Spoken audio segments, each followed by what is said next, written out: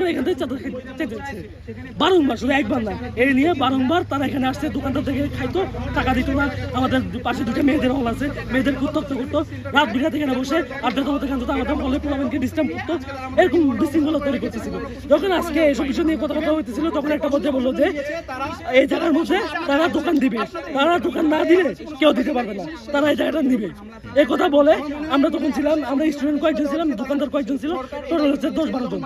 ওরা 25 থেকে 26 বা আর একটু বেশি এরকম নিয়ে অতর্কিত ভাবে হামলা শুরু করছিল।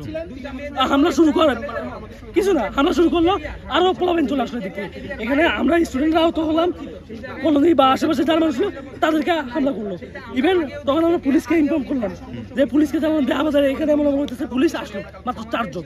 ঢাকা কলেজের সাথে ঝামেলা, মাত্র 4 জন পুলিশ, 5 জন আসলো। তবে আরো কয়েকজন পুলিশ আসলো, যারা হচ্ছে আমাদের হলের কোনায় দাঁড়াইছে।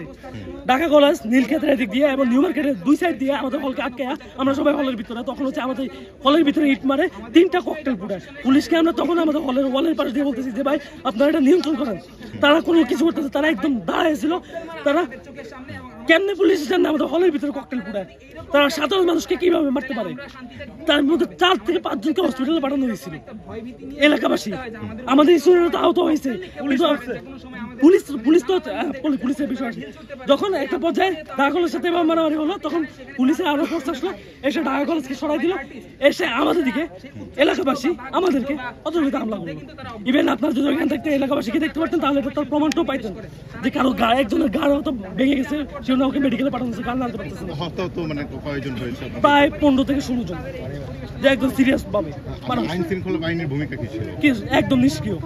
আর যদি বলেন ভূমিকা, একদম লাস্ট পর্যায়ে এসে সাধারণ জনগণকে মারছে, স্টুডেন্টকে হাত তুলছে, ঢাকা কলেজকে সেফ এক্সিট দিচ্ছে ওখান থেকে। এই হচ্ছে প্রশাসনের ভূমিকা। আচ্ছা, আপনারা একটা জিনিস ভেবে দেখেন, ঢাকা কলেজের সাথে নিউ মার্কেটের মারামারি হয় ব্যবসায়ীদের সাথে, ঢাকা কলেজের সাথে এই সাইডে বটতলা এই সাইডে ব্যবসায়ীদের সাথে মারামারি হয়। কেন হয় ব্যবসায়ীদের সাথে মারামারি? খুব সহজ প্রশ্ন না? ব্যবসায়ীদের সাথে কেন মারামারি হইতেছে? তারা ঢাকা বিশ্ববিদ্যালয়ের সাথে মারামারি করতেছে কেন? ওরা এত উদ্ভূত না, আমরা তো যাই ওদের সাথে মারামারি করি না। ঢাকা বিশ্ববিদ্যালয় প্রশাসন থেকে আপনারা কিরকম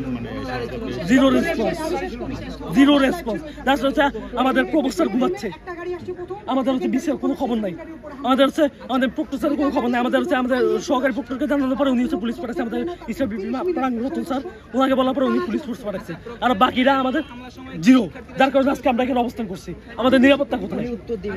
এখানে আমাদের 2টা মেয়েদের হল দিয়ে রাখছে, এখানে অলরেডি তারা হচ্ছে ঢাকা কলেজের পোলাপান এসে মেয়েদেরকে উত্তক্ত করতেছে।